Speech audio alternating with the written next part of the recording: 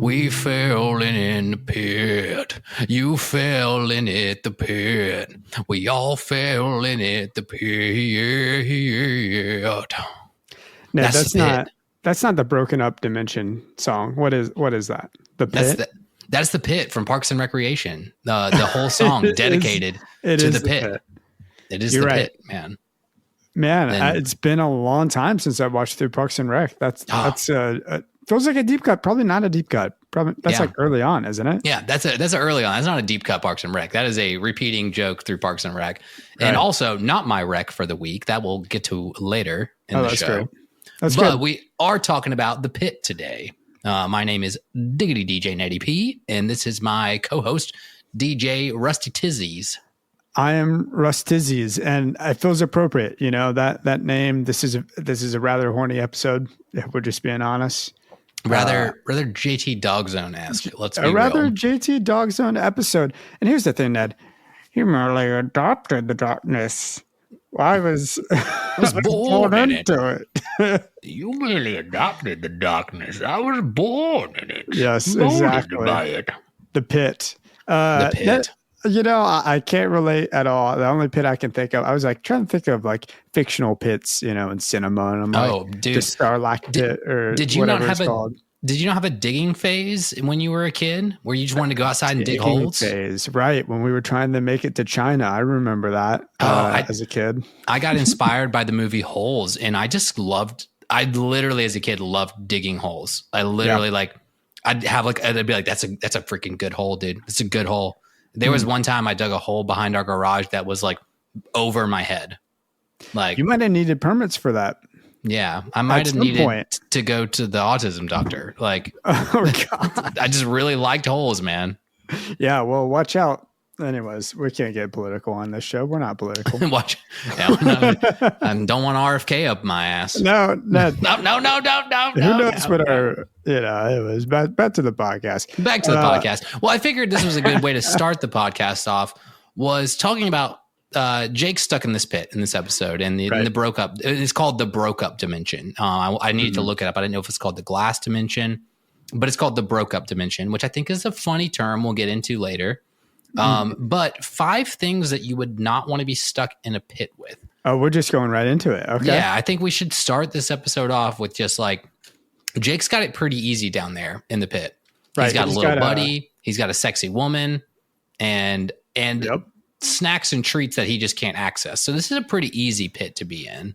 But to be fair, if we're just going to talk about a little buddy, man, I feel sorry for a little buddy. He spent 12 years of his life sleeping. This little turtle fella, that kind of reminds me a little bit of like a Scavenger Rain character. So I was waiting for it to just like randomly expand and grow and get really creepy and attach Jake, No, it's just, but of course that never happens. You know who it is? Give me some sugar, baby. The lovely of the episode is the little buddy. Gotta be. I had predicted it. I wrote in parentheses, Ned's lovely. Little buddy. He's just like, the fact that he goes, I'm just a little buddy. Like that's who I want to be to my friends. I'm just walking to my friends. I'm just a little buddy. Yeah. I think of you as my little buddy. I mean, mostly just like my buddy, but you got 2 inches on me at least. So yeah, I could be your little buddy. Here's the thing. Like he slept for 12 years of his life. I sleep sometimes for 8 hours if I'm lucky. And I got to tell you what, but like, I got to pee when I wake up. That dude, of course, was going to go to the toilet and relieve himself. It's been 12 years. It's been 12 years. And unfortunately, the toilet and all the essentials that you need to survive were booby trapped by Kee-Oth. And Kee-Oth makes Jake very aware of it. He's just like, oh, by the way, like you can't get any of that. I have it there just to tease you. Like, and he's all about the teasing, the beating, the rivalry. They have a real Batman and Joker relationship going on. They do. I'm kind of here for it. Well, him and Joshua do, not necessarily Jake, but he does try to like, come on, Jake, like just be like your dad. Come beat on me a little bit. Like, come beat me. Hit me. It's very Batman-esque. Well, let's do okay. Sorry, we got to your lovely already, but let's do we never tangent. No, let's do the 5 things. This also not a tangent. The 5 things or 5 people that you would least want to be stuck in a pit with. Who's your number 5? Or what? Number 5 is 500 snakes. 500 snakes. Yeah, easy Indiana Jones reference. You can do. I can go 1 snake. I can go 5 snakes, but 500 snakes, absolute not. Right. Yeah. This feels right now. I don't know if this is actually a debate happening online, but or online discourse. I saw people were talking about one silverback gorilla versus 100 men. Yeah. Pretty obvious the men will win. I think we could outsmart, weight and run around and use our brains to figure out a way to tire it down. I mean, even if we all bum rush it, whatever, that thing's going to get worn out after killing 50 of us, Yeah. They don't have great stamina. So anyways, moving on. I like it, Ned. My first one is 501 snakes. And by that, I mean Chris Angel. Chris Angel is my Chris Angel in the pit. Yeah, that would be pretty miserable. I just don't want to get mind freaked. I feel like he would just be there trying to mind freak the whole time. And I'm not. But the worst part about Chris Angel in a pit is that he would mind freak you, but he wouldn't have all of his Vegas props behind him. So he'd be like mind freak, and it would just be the worst magic trick in the world. And you'd be like, dude, but it'd be hours in an eternity of him trying to mind freak you. And it getting really old really quick. And then eventually when he stops trying to mind freak me, or I'm all freaked out, my mind's just freaked. And he's just like, all right, I'm going to escape because I'm also a pretty talented magician. Escape artist, yeah. And then I'm not going to tell you how I did it because true magician never reveals his secrets. So that's my issue with Mr. Chris Angel. Yeah. So David Blaine wouldn't make the list, though. Oh, I mean, sure. Him too. Either one. To be honest, they're the same person in my mind. Close to it. I had to Google it because I literally wrote David Blaine mind freak, and I was like, that doesn't feel right. Yeah. So Chris Angel would be worse because he's a douche. Okay. David Blaine is worse because he'd be like, I'm going to escape this pit, and be like, dude, you don't have a stunt team behind you. Well, speaking of douches and Davids, well, this isn't a David, but my number 4 pick is Dan Cook. And good pick though. Good pick. Yeah, that'd throwback. Oh man, that's a rough one. Are we still mad at him? I don't know. Yeah, I think we are. I think the world kind of got done with Dane Cook when comedians got good. Yeah, we got Dan cooked, and it's too much. You know what I'm saying? He was never cooking. I guess he was to us as 6-year-old or 6th graders at one point. With his and the nobody was doing I don't know, we had that. I mean, this could be my age speaking, but I feel like we had a gap between Def Jam comedy and then David Blaine, or not David Blaine. Wow. Dave Cook brought kind of big stadium comedy back to the show. And then people were like, dude, we're a lot funnier than him. So he would be a terrible person to be stuck in the pit with. Maybe he's changed. I think a lot of people hate John Mayer, and I think John Mayer is a much better person than he used to be. Oh, I'd say flip. There's a chance. Flip flop. I'd want if I needed 5 things in a pit. I think I'd like a little mini John Mayer in my pocket to sing me songs all the time. That's Put it in my pocket, in my pocket, in my back. Yeah, pocket. My number 4 here is the puppet from the Saw movies. Would not be a fun pit partner. All right. Well, can you guess that I've never seen the Saw movies? Well, yeah. Shocker. The scary little puppet with the little spirals on his cheeks. I've seen it in advertisements. Yeah. And exactly. It's this the puppet never does anything bad. The bad guy uses the puppet to scare all the characters. And so it'd be kind of the worst thing. It'd be this little laughing puppet that's like,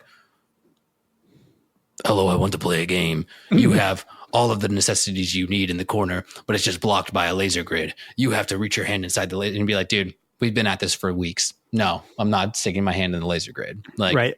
And it's also freaky enough to keep you too scared and on your toes. And also, did it have time to set up? That's the thing. If it got stuck there or thrown into the pit, kind of like Samantha did, and not associated, or maybe it starts doing that, and then you're in your head holy crap, I'm actually being sawed right now.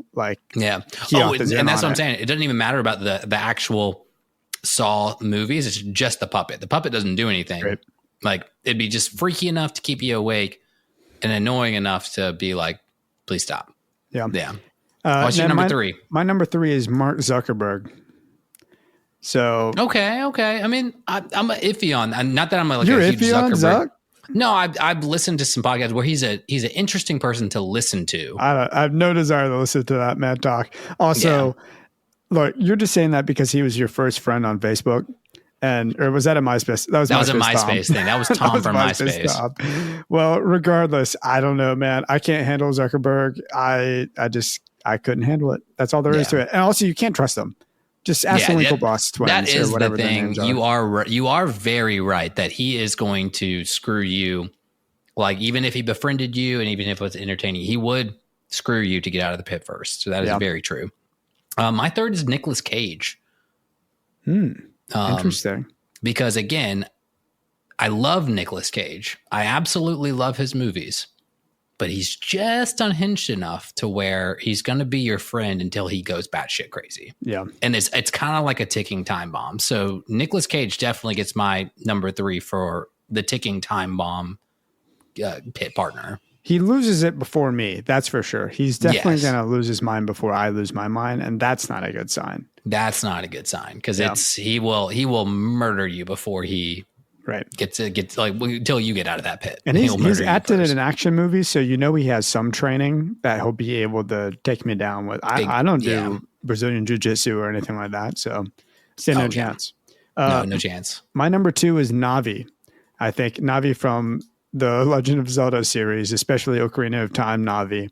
I don't know the Navi from Navi's Zelda. a little fairy character that's just kind of helping guide you around the wonderful Legend of Zelda Is it just like world.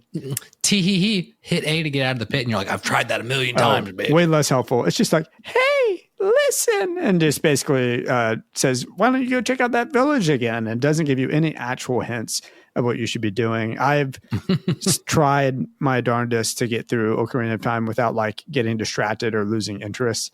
And almost every time I've had to look at a walkthrough. And maybe that's not a good sign. Maybe I'm a bad gamer because I think a true gamer would be able to get through Ocarina of Time. It's a kid's game, but I certainly am always looking at the walkthrough. Nami is useless and super, super annoying. So I've watched some of the Ocarina of Time ones. It does look a lot more complex than a kid's game, so I give you credit for that. Yeah. Like, I appreciate it. My number two is in the same wheelhouse. Actually, I wouldn't want to be down there with a cute puppy. A cute puppy. Yes, I think it's a sneaky number two because first of all, it's going to shit everywhere, and it's going to smell awful. And you don't think you're going to? You don't think you're going to? I will. But then also, if you're in there long enough, you have to debate on eating the puppy to survive. And that would be the worst possible scenario is you made a little buddy. Like if Jake had to be down there with little buddy and then debate on eating little buddy, that would be the worst. So that is a bad scenario to be in there with fun for a day. And then you got to start weighing your options there. And that's tough. If it's this scenario, though, and it's little buddy or little puppy, he gets zapped and he's dead and cooked. So I think Jake could eat a little buddy if he really needed to. Yeah. Little buddy got vaporized. If you didn't see the little face, true. Like there was a little face in the cloud of puff. I don't know if you saw that. There was like a little baby face. Oh, so man. I was That's sad. That's just sad. Number one, right. Don't want to be in a pit with. Mine's Kanye West. And I think I don't even need to explain that one. So what's your number one? A jukebox that only plays Taylor Swift music. Oh man, you're gonna get some hate for that. That's okay. It's okay. I will stand by. It is personal. You can love Taylor Swift, totally fine. Personal. But this is my pit. I'm in the pit. You're not in the pit. That's my personal. Don't want to be in the pit with. I have a bonus one. Yeah, I do too. Because we already got baby political, a little bit of political. A bonus, not the number one bonus, but up there, a Fox News anchor, because they would only be telling you every day, constantly, that it was the Democrats' fault that you were in the pit in the first place. Oh, so we're losing followers. We're losing followers. No. Well, then mine's Rachel Maddow. So, kidding. No, you could probably have a CBS anchor. Mine's Nancy Pelosi, because she would just look ahead and see what stocks are going to be going up. And Nancy Pelosi would probably make $1 million off of being in the pit in the first place because she knew it was going to happen. She knew it was going to happen. Oh my gosh, ridiculous! That's why we're not political. I don't boom, it's everything's fucked. How about that? You know? Yeah, no one could possibly guess where we politically lean a little bit. Anyways, my bonus is Logan Paul, and let's get back to this episode because I don't want to talk about him on this podcast. No. That was what ChatGPT told me to put. So yeah, how ChatGPT hates Logan Paul too. Yeah, I had to. I was just like, tell me some famous people that aren't political that you would not want to be trapped in a pit with, and Logan Paul was on there. That is phenomenal, absolutely phenomenal. That ChatGPT is hating on the Paul Americans. So yeah, to go back to our very first episode of what was it? Beef, people we have beef with. Oh yeah, I forgot the beef segment. That was that's a throwback. I think I called them the Logans, and then I was like, wait a second, nope, that's not what their name is. They're the Pauls. Yeah, the Logans.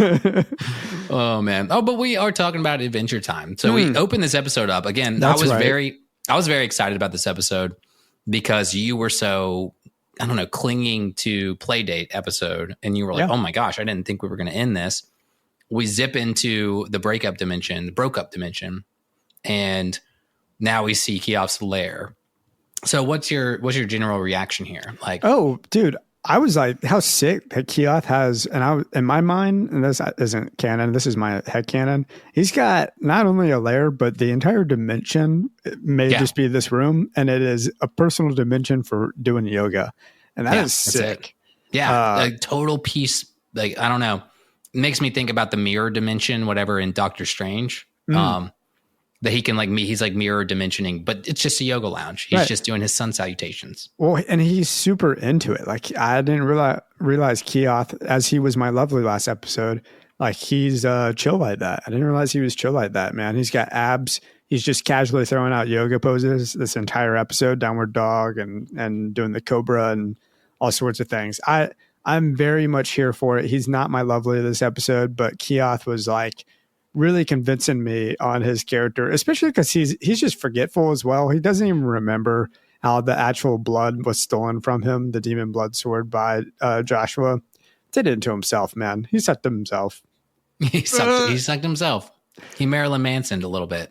Well, he's been doing the yoga for it, but hey, you are piecing 1 and 2 together here. So he says, Kee-Oth literally says, if I can't suck you, I'll suck myself's blood. Exactly. Suck myself's blood. Right. Like, yeah. This episode, like I said, weirdly horny. It's good. It's a good episode. I liked it because there was so many moments with Kee-Oth and with our do we get a name for the Amazon woman? I can't remember. Samantha. Yeah. It's just, we are like borderlining where we're drawing the line between a kid's show for sure. You know, they definitely are crossing that line a little bit in this episode, and I'm kind of here for it. I think it's hilarious that they're getting away with this. It just goes to show how popular this show was this deep into it, 5 seasons in, and they're kind of just like, this is Cartoon Network. Throw it on later in the day if you have to, but we're gonna like have all these innuendos just sprinkled in this episode, and clearly, as with you, I'm sure we have a tall, dark, anthropomorphic dog who's obviously our sexy character of the episode. I mean, unless it's Kee-Oth with the abs, maybe, but it's a toss up. But Samantha, I guess, gets it, and that's what one of my questions for you was like. We always sexiest character Marceline when she's in episode. So like, is this if we had a Marceline Samantha matchup, would Samantha beat your sexiest character over Marceline? No, what? Not a chance. She's a dog, Ned. That's gross. She's a dog. You sicko. Look, here's the thing. She comes in and she's just like, I haven't seen a man in years, but now the universe has dropped one into my arms. And I'm just like, what is this? Like, she's putting it on him so hard. And Jake is so close to introducing himself as JT Dog Zone. I love that part though. Like, that's hilarious. Through all of the times I've watched through Adventure Time, except for this time when I'm watching with you, I never picked up on the JT Dog Zone thing. Never at all. And so now I love it is referenced so often. Like right now. And he was like, I'm JT. Oh, I'm Jake the dog. I think that is confirmation in my mind. There is a moment earlier in the episode where, again, with the sexual nature of this episode, we're watching the VHS tapes. Joshua's adventuring. I'm like, I don't even remember what Joshua's job is. Is he just an adventurer? He's not a hero of some kingdom that I know of. But anyways, taped over his dad adventuring is Jake's lady request, which is basically him like by a fire pit being all sexy. And he goes, JTD won't change his doggy ways. And I, in my mind, went, oh my gosh, JT Dog Zone. But then also JTD, obviously. Jake the dog. Jake the dog, yeah. No, it is definitely JT Dog Zone. Can I introduce a theoretically speaking that I've just recently thought of? I would love that. Theoretically speaking. Did Lady Rainicorn and Jake meet at a JT Dog Zone book signing? So that's a good theoretically speaking, because I don't know, into my knowledge, just because I haven't like watched, I'm saving the later seasons. I'm not watching ahead. We get some Lady Rainicorn backstory, but it's not how she met Jake per se. Again, correct me if I'm wrong. You can watch ahead. You've seen all of this before. I'm the one who hasn't. I do constantly watch ahead sometimes, but there's so many more episodes that I'm like, I don't think we really get a true like meet and greet, the meet cute of Lady Rainicorn and Jake. So like, if this is what Lady Rainicorn wants, she wants these videos to be made, and she's really into Jake. And like, again, she actually confirms in Korea in this episode to Finn on the phone that they are still just dating, boyfriend, girlfriend. Yeah, they're not married. It kind of is irritating to me. And it is fascinating that like Finn's like, oh, your husband. And she literally, I don't speak Korean, but it seems like she's like, well, my what? Oh, Jake? Like, we're not married. He's like my boyfriend or whatever. It's frustrating that we are 5 seasons into this show. One, Lady hasn't been in an episode for a really long time. So happy to have her back. She's a great character and feels super iconic to Adventure Time. So that's a nice change. But it is frustrating that we have not progressed in their relationship at all past, they had kids and Jake was a horrible dad and he left after a week to go live with his boy. Oh, and his kids left after a week too. They went on about their own business. Yeah. But what is the future for Jake and Lady? Or is it just he just has a different nature, or she has a different nature, or she's just in it for his good looks and the stripping of a towel in the bathroom, like on one of the sex tapes he made for her. The thing that bugs me though is immediately Finn calls up Lady. Lady's got all of Joshua and Margaret's tapes at her house. That's another thing to note in this episode is that Jake's like, dude, demon dimension and I need help. And then she immediately just like goes right to the tapes, picks out the tape, knows exactly what he's talking about. That she's a lot more invested in this relationship if she's watched through. And again, maybe she's watched the JT Dog Zone. She's just tape in it for his good times. Looks, man. But she knows exactly what he's talking about. But just even the fact that she's storing these tapes at her house means that, I don't know. I feel like she's a little bit more invested in the relationship, and it bugs me. But it is a JT Dog Zone move. Well, she's definitely more into it than Jake is. But can we unwrap at least a little bit, like what is going through Jake's mind in order to make a sex tape and film over your dad's videotape? Like, just get a new videotape, or choose one that doesn't have your dad. Well, like VHSs are in limited. Yeah, you can find a lot of other ones. Film over heat signature. Film over heat signature 1. We got to go to a therapist, dude. Like this is some deep stuff right here, where Jake is filming like I guess sex tape or whatever, a kinky tape for Lady Rainicorn over his dad, and so it's just weird. It's really weird. It is. Well, and also filmed over it for Heat Signature 2, which is again coming back from our old episode, Heat Signature. And from video makers when they want to make a movie with everybody. That's where Shelby's priest character comes from. And again, Shelby might be your lovely of the episode is what I'm thinking. Shelby is my lovely, of course. You don't have to play it again. Sugar, play it again. Yeah, of course. Shelby is my lovely. I love the check, please. I love that Shelby is a priest and apparently playing a priest on TV does make you an actual priest in real life. That's what it is. That was one of the best parts of this episode. It didn't get quite my tops. I've got a BMO tops of this episode, but Almost the tops is the fact that Shelby blesses the sword with tops. check please, and that is enough to be blessed by a priest to defeat a demon. Right. It's not that demon blood beats a demon, as Finn at least tried to trick Kee-Oth with that, so Kee-Oth would suck up the sword or suck the blood out of the sword, but it's just like the fact that Shelby took the time to build this grape sword to look like a demon blood sword, and then Shelby, for some reason, blessing it or saying "check please" over the sword gives it a holy water effect that can defeat Kee-Oth. It's pretty beautiful. It's the tops of the episode for me, without a doubt. And I love it. And then, of course, Jake stretches out of the pit. And that makes for, again, it's this lady, Rainicorn, and Jake, and where they at. And she's like accusing him of like not fighting hugging Samantha in the pit and all this. Whereas he's like, oh, I'm being squeezed to death. It's not that I'm not fighting. But Samantha calls him out at the end of the episode and is like, seems like you could have stretched out of the pit earlier. Like I was, fighting you for quite a long time. And he was into it. I think Jake was into it. I do think so. I think he wouldn't have fainted at the end if he wasn't trying to get out. Yeah, fainted for sure. Yeah. Yeah. I mean, I think that's the telltale sign that he was like, I'm not gonna fight this battle. I do think, on the flip side, I do think Jake did a good job of being like, I got a woman. Like, I don't want to do this. I don't want to be your lover. He did defend himself enough, but then he, there's some caving moment. He did a better job than most episodes of, being honest. I mean, like, hey, I'm in a relationship. I'm not into this, whatever. But he just couldn't resist sexy Samantha. So weird saying that.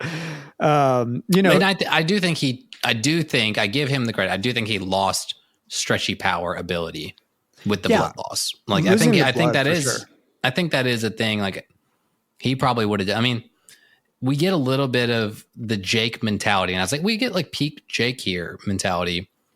I think he maybe hits whatever like brainwave that he had in the New Frontier when he's like, this is my destiny. I'm totally succumbing to my like fate right now. That if he's like going to die in a demon pit, he's like, okay, like I can't do anything here. And that's fine. But then he's also like, come up here and fight me. Like, I don't even care if you're not Joshua, just come and fight me. And he's like, dude, that's weird. Like, why do you want me to fight you? Like, why do you want to fight? Well, that's an interesting point, because with Jake having those perspectives on life and fate and all that, Samantha literally is like, fate has brought us together. The stars have paired you with a goddess, like, which is a big red flag in my mind. But she is very much like, hey, this was meant to happen. Like, I'm here, like, either I'm going to be conquered by love or the hands of an adversary. So bring it on, Jake. Which one's it going to be? And that's kind of, I feel like in some ways, Jake's mindset on fate is like, this is where I'm meant to be. This is what I'm meant to do. And so there might be an internal struggle for him a little bit, despite the fact that he does say like, hey, I have a bae, like I'm spoken for. But it is, that's an interesting scenario. I mean, also not even to talk about Kee-Oth in that situation, because I, for the life of me, can't figure out what is going on in Kee-Oth's mind other than that he just misses his Joker Batman relationship with Joshua, Yeah. Well, and that's so many things to unpack right there. But yes, the Joker Batman relationship, Kee-Oth has to have somebody to fight him to have a purpose. Jake, he also takes the pacifist route with Samantha in general. And again, had Finn never come and saved him, he's maybe hedging bets that, no, I'm not going to like immediately fall in love with you, but like if we don't kill each other, we can be in this pit for a long time. I don't know. I wouldn't put it past Jake to be like playing the long game there a little bit. Jake has a weird sense of trust in Finn, it feels like, if that's what it is, because of course he gets stolen by Kee-Oth, like loses his blood, he's in this pit, like Kee-Oth is egging him on, trying to get him to be pissed and try and retaliate in some way. And he's just like, nah, I'm kind of good. Like, things are fine. Like, it'll work itself out. Like, don't worry, Samantha. Like, my buddy is an adventurer, and he's going to come save us somehow. He's going to get to this dimension and know where they go or whatever. Do you think that's a good faith or a bad faith? Well, I think it's too much faith. He has no sense of danger. He has no care for his own safety. It's like too much apathy in Jake almost. He's just... Well, I mean, I beg to differ though, but in terms of like, well, yes, he could be saying that because that is the only way he's getting out of this pit. But he's taking the apathy route to be like, look, if I exert energy trying to survive, if I exert energy trying to get out, if I exert energy trying to fight Kee-Oth, then like I'm still stuck. Like, okay, provided Jake breaks out of the pit, fights Kee-Oth, gets his blood. How is Jake? Jake doesn't know the words to get him back to his dimension. He's like stuck in the yoga room dimension. Sure, he knew the words to seal off Kee-Oth in the last episode, but that doesn't necessarily imply that he knows how to teleport out of the dimension itself because he didn't see the tape. That's interesting. So that's why I was like, oh yeah, like kind of being in a different dimension. You're kind of. I was watching Ahsoka, the TV show, and they get blasted off to a whole different galaxy, which is like the first time that's happened in Star Wars. And they are like incredibly optimistic through the whole thing. But I'm like, y'all can't get back home. Y'all don't have a way to get back home. Like, why are we so optimistic right now? You know? A real Sonnet 2 scenario where Eggman's been trapped on a mushroom planet. Sonic 2's on my watch list. I enjoyed the first one. The beginning of it. That's where he gets trapped. He's on a mushroom planet. I didn't spoil much of anything for you. I'm actually watching through Sonic with Allie right now, so okay. I'm still gonna watch the third one. I enjoyed the first one, and the third one just came out, so I'm like, I need to just do a good like trilogy it's a kid marathon. Movie. It's a real. The second one's a real like leaning into jokes for kids, but Jim Carrey is just so phenomenal. What do you think I watch when Jackie goes to bed? It's primarily kid movies and Star Wars. Like that's it. Hey, that's fair, man. I need to start doing that. I kind of get sucked into like, oh, it's bedtime.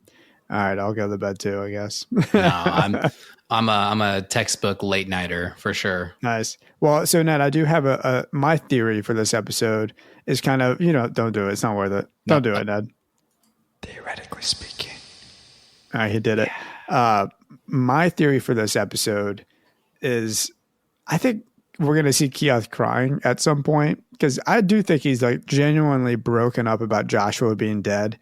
And of course, Jake admits it. And he's like, dude, like, this is pretty deep for me. Do you want me to cry? But I would love to see Kee-Oth in a future episode just weeping, just like, holy crap, my best buddy is dead. Well, one of my notes was he exploded. He just he like does explode. He explode. Well, and I was kind of looking through one of my watch throughs of this one. I was like, oh, like I didn't really consider the fact that like, we defeat the demon. He explodes. Like, is he like dead? Is he donezo?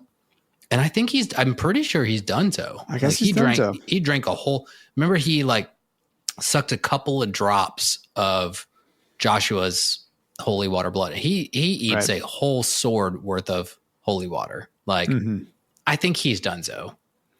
Yeah, and it's the sugar and the grape juice, right? That kills him. It's not the fact that it was blessed by Shelby. Yeah. Oh, yeah, it's the sugar. But also, the other thing I think that supports that theory, and it gets another one of my theoretically speakings of the episode. Don't do it again. Oh, yeah, so many of them. Too many of them. Well, one, he explodes. And they not immediately, after their conversation, they just kind of like zip back into the normal dimension. And I'm like, okay, that means that Kee-Oth's dimension somehow crumbled. They didn't say any words. Again, they didn't use the magic spell. They just like, let's go home. And then they go back home. They don't say the words. So Kee-Oth's dimension as a demon is somewhat created and managed by him. And he wants it to be a yoga dimension. And what else would you do as a yogi other than be alone and have, something about solitude? Take it to the other demon we know in the show, which is Marceline's dad. He's got the nightosphere. He's also a demon. And the nightosphere itself is at a dimension created by the demon. Okay. Does he manage his own? So if Hunson Abadir dies, does his dimension kind of disappear with him? I don't know. I mean, do you know for certain that Hunson Abadir is the one who created the nightosphere, or is this just an implication that you're making based off of Kee-Oth having his own dimension? It's like a demon to demon implication that I'm like drawing a conclusion on, is that this breakup-osphere, whatever we want to call it. It feels, I don't know. I mean, there's something about the broke up sphere or the broke up dimension that feels very temporary to me, whereas the Nightosphere is not temporary. That feels like something that's been there for a long time and has its own rules. And Hudson Abadir just happens to be the king of it, the ruler of the Nightosphere. I mean, it makes sense, but then also it's like if the main power as a demon is to have your own dimension, that's the one like ultimate power that you get. It's like you get to be the complete king ruler of your own dimension. And this is again a theory. Yeah, a theory. That part of it. Total theory that like you get to be the ruler of your own dimension, and it's a dimension of your own choosing. That like Hudson Abadir and all the other like little demon characters in the Nightosphere are not like, it's not a dead world. It's you don't go to the Nightosphere when you die. So who are the people in the Nightosphere? It's just what Hudson Abadir created for his own pleasure in his own dimension, and that this is Kee-Oth's dimension of his own pleasure. Which what does he get pleasure out of? Just doing yoga, just doing sun salutations. That's what he gets pleasure out of, is being isolated. And I think it's broken off from the rest of dimensions. It's totally isolated. I think that's a cool theory. I mean, I wonder, like, so all the other demons within the Nightosphere, though, don't have their own dimensions because they're not as powerful as Kee-Oth or as Hudson Abadir. Maybe there's like a certain level. I think they're totally created by Hudson Abadir. He created his own beings to live in his, again, you kind of are the god of your own dimension. Yeah, and he created basically a hellscape for some reason. He created hellscape because he gets like pleasure out of like making people wait in line for 1 million years. Like that's it, I think it's a very fascinating theory. I have no idea other than it could be a headcanon, but there's no way this is ever going to be proven, right? I think this is house canon. This is some house canon. I'm not even alluding to anything that's a spoiler or like that plays into that. But I think it bodes well for Kee-Oth's character. He's not that evil.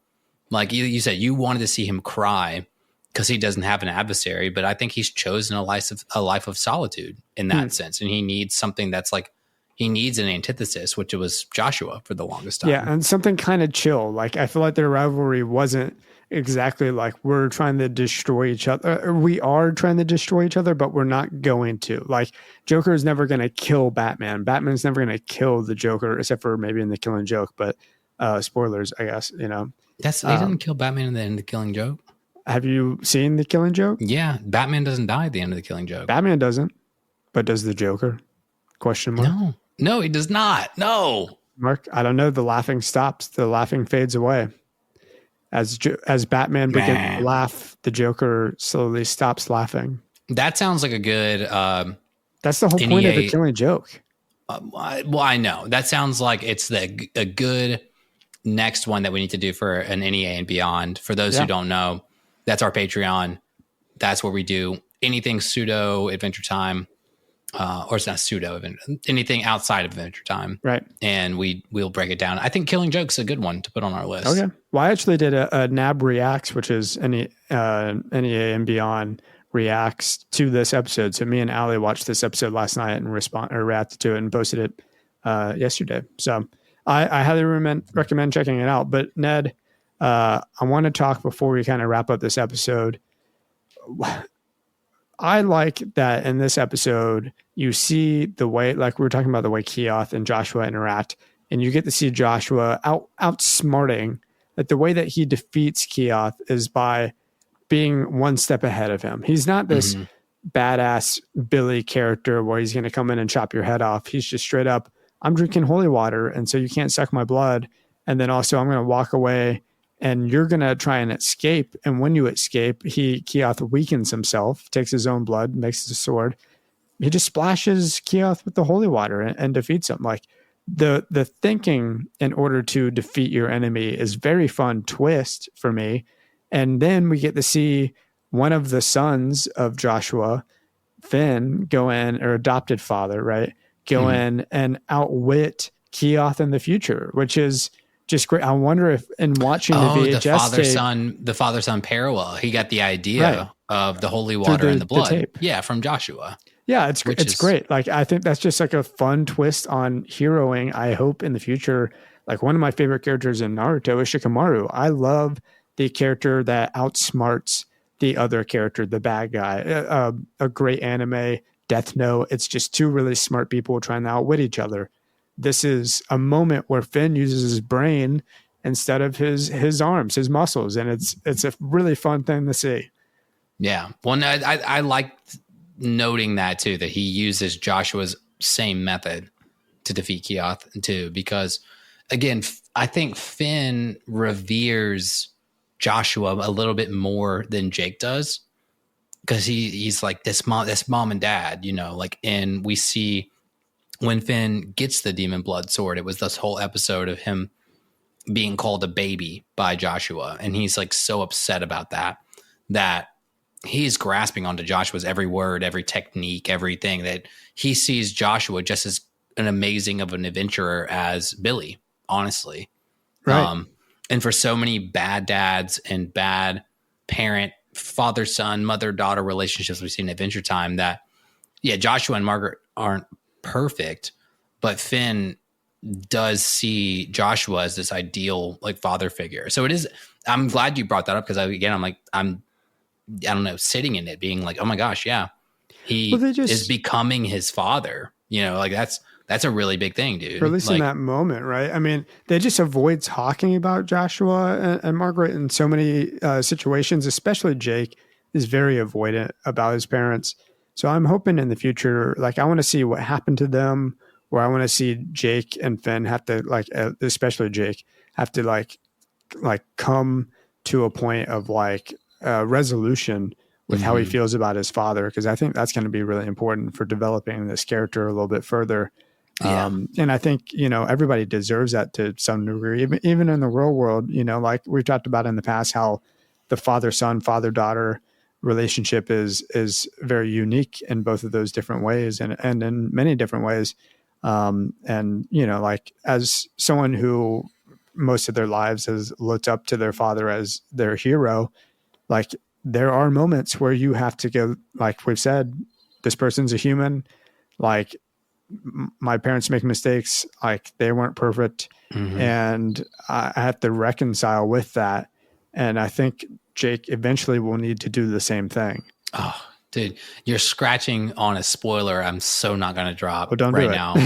And for the listeners, you know exactly it's not going to scratch the itch that you're having now, but it's going to scratch a itch of Jake's resolution about who he is and what made him who he is. He will get to that point, and it's going to happen.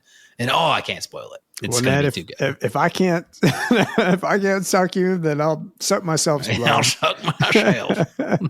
Sorry, I feel like that was a little out of context, but I've just been wanting to say that on this podcast. So no, that was a good time to drop it right there, for sure. Do you have anything else on this episode? Like any factoids or anything like that you'd like to bring up?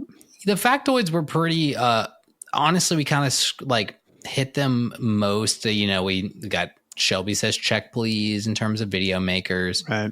We talked about Heat Signature and Heat Signature 2. All of the factoids were actually coming from hey, this was a reference to an old episode. And I think we caught all of those in general just in our conversation. So no fun factoids. BMO always sneaks in there and is trying his darndest to be our lovely, because BMO's just one, confessing about, choosing to save the world instead of killing and doing so, killing all the men on his submarine, which is great. Two, as he's confessing to Shelby, the priest, but also there's a moment when BMO is he stops showing them the VHS tape and then he's like, how about a review? No, that's my tops so funny. I'm glad you stopped it right before we ended the episode. That was my tops of the episode. It's good. What's BMO going? Would you like to rate this video? He's trying so hard to be our lovely every single episode. Every time. Again, that's why I was like, those first 2-3 seasons, I was like, just hang tight, man. BMO gets, and you're like, I get it. BMO's cute, but why is BMO you're lovely of the episode? That seems so weird. And now BMO sneaks in all the time. Every single episode, yep. It's sneaking in as the sneaky lovely. Before our lessons, Ned, I did have one more Kee-Oth quote that just kind of goes back into the weird relationship that he had with Jake's dad. why are you being such a wimp then, saying to Jake about like him not coming up there and like retaliating and trying to beat on him? He goes, come on up here and beat on me like your dad would. Like, so weird, man. Like, yeah. What is that? Well, actually, it's a great lead into one of my recommendations. Oh, my what rec could this be? My rec is Arrested Development. I don't know if you ever watched the show Arrested Development, but so many times there is a character called Tobias in the show, and he just says super, super gay stuff, but like doesn't know he's saying it. And everybody in the show like looks at him and they're like, I think you should say that again, like in your own head. Like just say that one more time. Like think about what you're saying. Yeah. And it was like, there's an episode in season 4 where he's just like, oh, actually, no, it's season 2 when he's trying to be a member of the Blue Man Group. And he's like, I wasn't trying, but he's like painted all in blue. And he's like, but it seems I just blew myself. And he's like, Michael's like, hey, I think you should like just say that back in your head real quick. Right. And the same thing with Kee-Oth is there's just like, hey, say that one more time back in your head. Like think how weird that is. And again, it's just the writers getting away with this stuff in this kid show, which is just so great. But that's good. That's good. Right. My rec is actually about Adventure Time. It's going as you're rewatching these episodes, as you're listening to the podcast, every now and then pull up the Reddit from 11 years ago.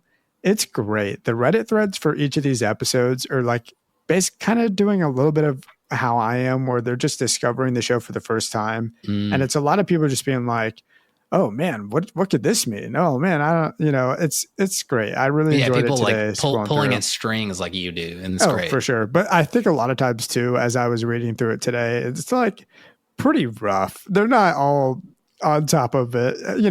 They have been watching week and really diving into each episode like we kind of end up doing. Well, that's why I'm your shaman. I'm guiding you through the show. I'm making sure you don't get too derailed on one too many different theoretically speakings here. That's good. So. Ned, my lesson for this episode is girls love a fake fainter. And that's just the truth. Girls love a fake fainter. A fake what? A fake fainter. Oh, fainter. Yes. Oh, I thought you said fanner. And I was fanner. Like, what are you talking about? Also, grape juice blessed by a worm priest can kill a demon. Oh, I love it. It's a good one.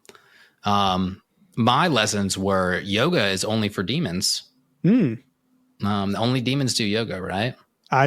Maybe they're really good at it. And they're really good at it. He's committing his whole life to it. Now, I ought to probably do yoga. I need some more meditation practices. Dude, I need more sun salutations in my life. If it gives you abs like that, heck yes. And also, speaking of sun salutations, I don't know what the heck a sun salutation is, but I do know that my new thing is we walk our dog some mornings when we can. Well, we always walk him a little bit, let him use the restroom. But as I'm walking, I'm like, be a lemur. Like, I'm like doing the like arm thing, like kind of meditating, like letting the sun just soak into my body. So get a little vitamin D soak up. Yeah. 2025 is a be a lemur type of a year. Did we have a year theme? I don't know if we did that this year or not. I don't know. I don't think we did. That's pretty sad. My second lesson is drinking holy water should be a daily practice. Just in case. Like I need to drink more water just in general. Maybe all water is holy water, because if Shelby blessed the sword, then maybe all water is holy water. Maybe purified water is holy water. Well, I know they bless water. They bless the rains down in Africa, don't they? Yeah, that's what I'm saying. Like all of Africa has got holy water. Let's be real. Because how do you get holy water? Where can you get that on Amazon? Oh, I could probably almost guarantee you could get holy water on Amazon. Right. Yeah. Like sold by me. This is dumb. Sold by me because Griswold, my dog, blessed the holy water. Yeah. This podcast just got dumb, Neb. It just got dumb, but no, we're at the sweet spot. It really, again, fun episode. It was a fun one to follow up on because I know you were so excited to get to this one after the last episode. I don't know what I was looking for. I'm happy where it ended. I think this was a great episode overall. Really enjoyed it. And I think it just threw so much at you with the BMO and the VHS tapes and the whole Lady Rainicorn and Jake was in plot. There, yeah. You know, Lady's back, and then we have a real serious demon situation. It's a bummer that Kee-Oth is gone. He's dead and gone, but it's okay. I wasn't going to necessarily love every bit of this episode. It's just kind of where the episode went. And I can't have every bad guy we meet being a lifelong, end of the show bad guy. So yeah, we got to defeat some people here. Well, he's no Bucket Knight. He's no Bucket Knight. But it reminds me of what I love about Cowboy Bebop, which have you seen all of Cowboy Bebop? I can't remember. No, it's on one of my late night, Jackie's out of town, got to binge the whole show one night. Like it's on my list, but I've done 4 episodes into it. Yeah. Dude, you're so close to where it gets like really good. Yeah, I know I'm right at the turning point every time I watch it. What's amazing about Cowboy Bebop is that they have these, like, it's 2 episode arcs. It's like every 2 episodes is its own little thing. And I love that they let a storyline sit for that long, because it lets it grow and develop in a 30-minute TV show in so much better of a way than if they had rushed it in 22 minutes. So I'm a big fan of just that in general, is like taking their time. I would love to see more Adventure Time episodes where we get to see a full arc within 2 episodes. Yeah. Oh, well, that's why in the rest of the show, there are 3 what's called mini-series. Right. There's the Islands miniseries, there's the Elemental miniseries, and then there's the Stakes miniseries, because they are trying to pretty much tie up like loose ends with everything they've introduced in the show. And usually, I think all 3 of those miniseries are 8 episodes long, and all is an 8 episode arc. So 8 episodes, it's 80 minutes. Mm-hmm. That's a full movie. So they basically are making miniature movies within the Adventure Time show itself, which is right. But we do have, think back even to Adventure Time. Some of our favorite episodes or our favorite moments in Adventure Time are 2 episode arcs. When you have the Nightosphere, when they go and defeat Marceline's father in the Nightosphere, right? And she had been like, given, what was it, a necklace or something in order to turn into her dad, necklace amulet thing, right? And then also when we took down the big bad, freaking haven't seen him in forever. The Lich, the big bad. Like, we've been so far into season 5, we've forgotten about the Lich. Right? But like that was a 2 episode arc with the Lich. Like I think they can be so good, and I'm hoping for more. I know it's why we really enjoyed Fiona and Cake too. Like, to be honest, we got into these like long episodes, everything arced and everything tied in. That's why Fiona and Cake, I think, was what Adventure Time fans were looking for.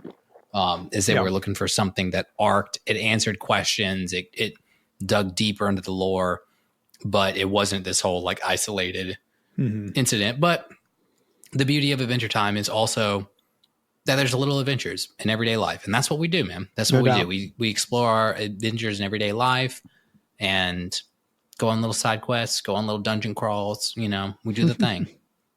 Well, man, I appreciate it. This was a good episode, Ned. I'm so glad we were able to record this. We had a little bit of technical issues I was worried about at the beginning, but I am looking at you through a brand new webcam. So we got webcams. We're going to introduce some video to you guys here pretty soon. I'm going to have to stop talking about hot dogs when we do that. I don't want my face attached to it.